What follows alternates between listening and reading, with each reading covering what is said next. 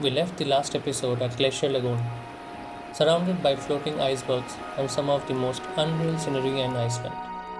But instead of stopping there, we continued driving further east along the ring road.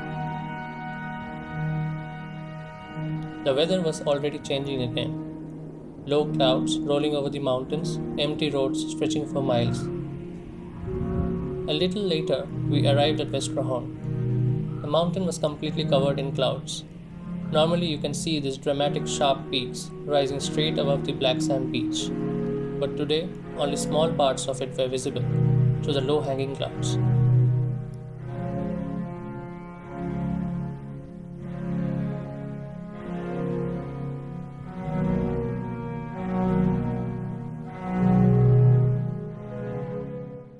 At first, it felt a bit disappointing after driving all the way here, but the longer we stayed, the more we started to enjoy the mood of the place.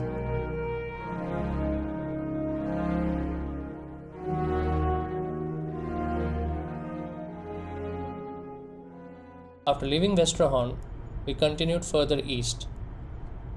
The road started getting quieter, the mountains steeper, and every now and then small waterfalls would appear beside the highway.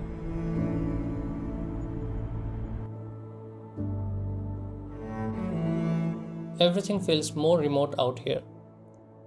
Less crowded, slower, almost like the country is slowly changing character the further north you go.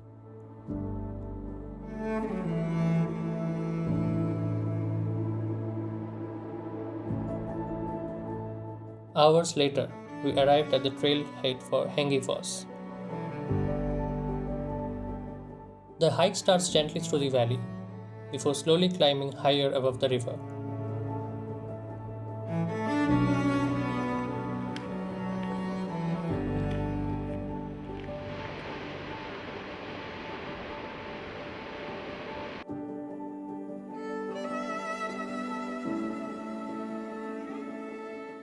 Hengifoss is one of the tallest waterfalls in Iceland, but what really makes it stand out are the layers of red clay running through the basalt cliffs behind it.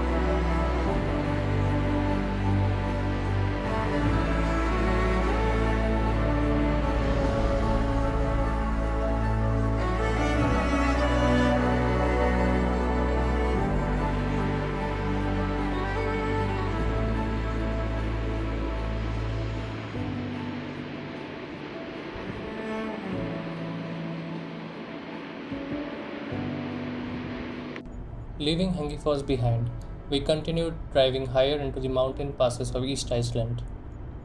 The weather had turned colder and moodier up here.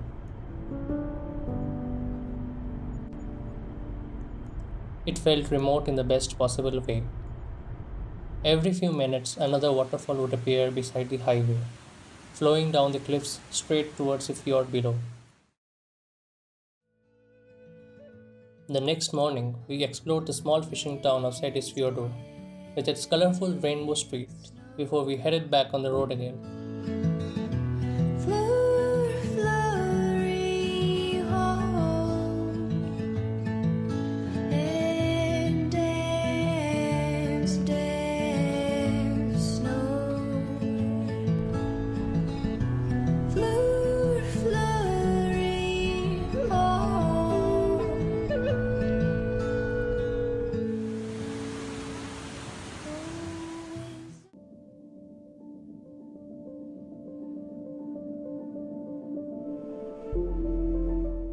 A few hours later, we arrived at Studlagill Canyon, and the first thing we noticed was the wind. It was absolutely brutal out there. making it hard to even stand near the edge at times.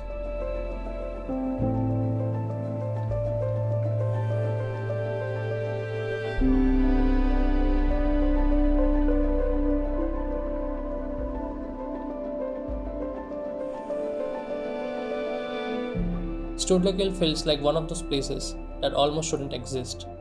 Huge basalt columns stacked perfectly along both sides of the canyon, while the glacier river cuts through the middle in unreal blue color.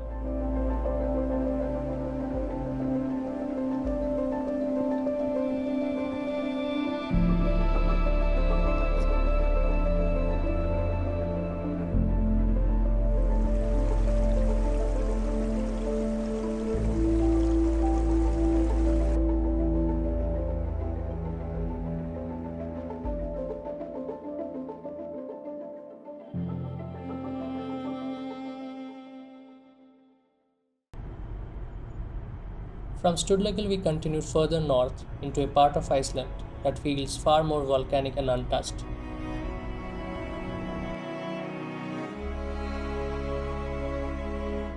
After a long drive, we finally reached Dettifoss. But before we even seen the waterfall, we could already hear it.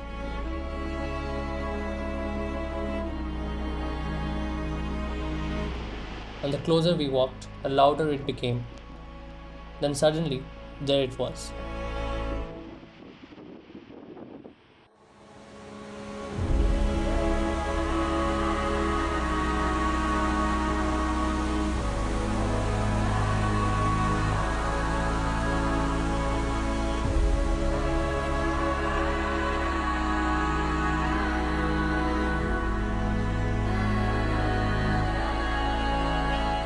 Standing near the edge really puts the scale into perspective.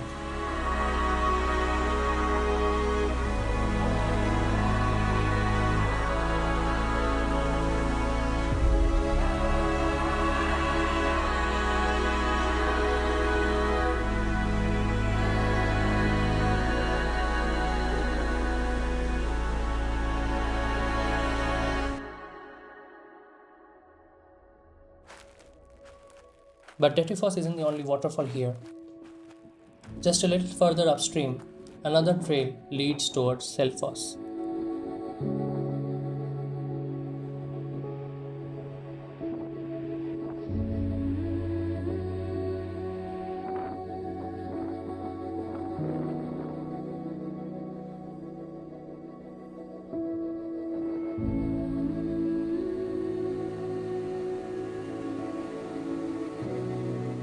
Selfoss feels a lot calmer at first, but as we got closer, we realized how just massively it actually is.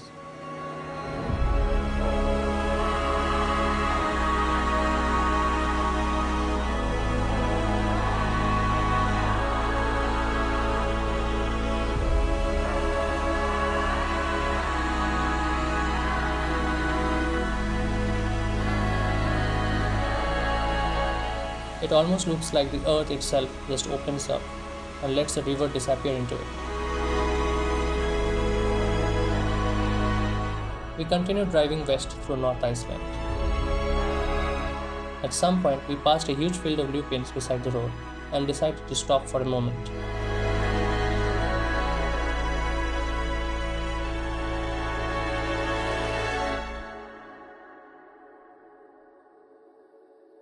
After leaving the east side, we started driving all the way around to the west side of Dettifoss, which felt a little ridiculous, but trust me, this side was worth it.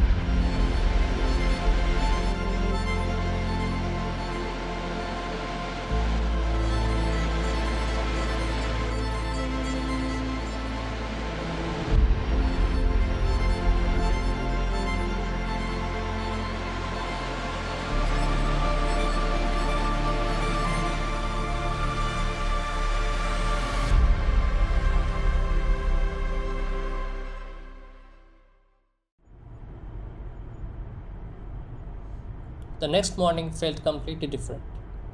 For the first time in a while, we woke up to blue skies and actual sunshine. After days of dark clouds, wind, and rain, North Iceland suddenly looked calm and colorful again. So we packed up and headed towards one of the famous waterfalls in the country, Godafoss.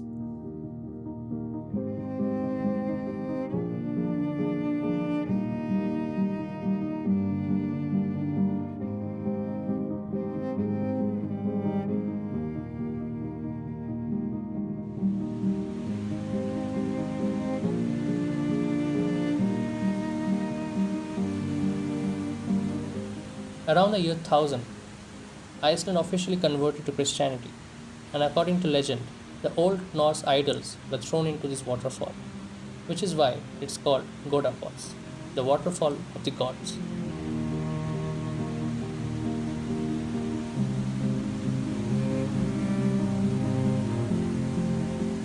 We spent a while walking along the cliffs, taking in different views of the waterfall, and basically just enjoying the good weather.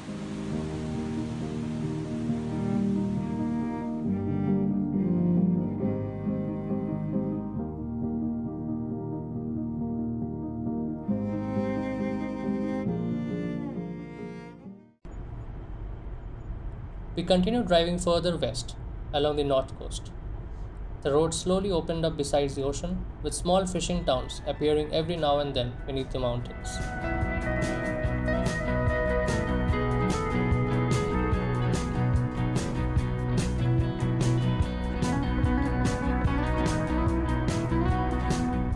And waiting for us at the harbor was something we had been really looking forward to.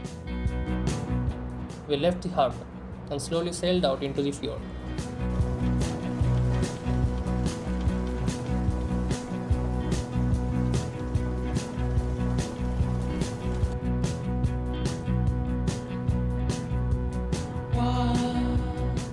Northern Iceland is one of the best places in Europe for whale watching, so all of us were constantly scanning the horizon, hoping to spot something. And then suddenly, a tail appeared above the surface before disappearing back into the ocean.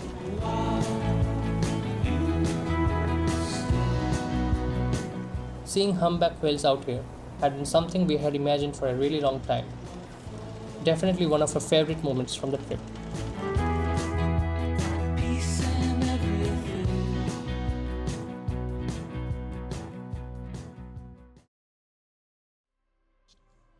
By this point, our sleep schedules were completely messed up. We had been driving around Iceland with almost 20 hours of daylight every day. We stopped at one of the strangest roadside spots in Iceland, an open geothermal shower in the middle of nowhere, with naturally heated water pouring beside the road.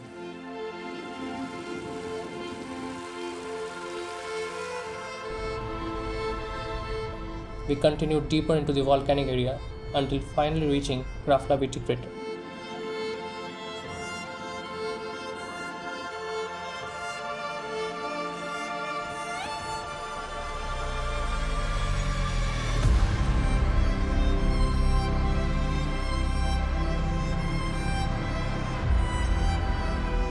In the next and final episode, we head west to explore the remote and untouched West Fjords, finally completing the full circle around this incredible country.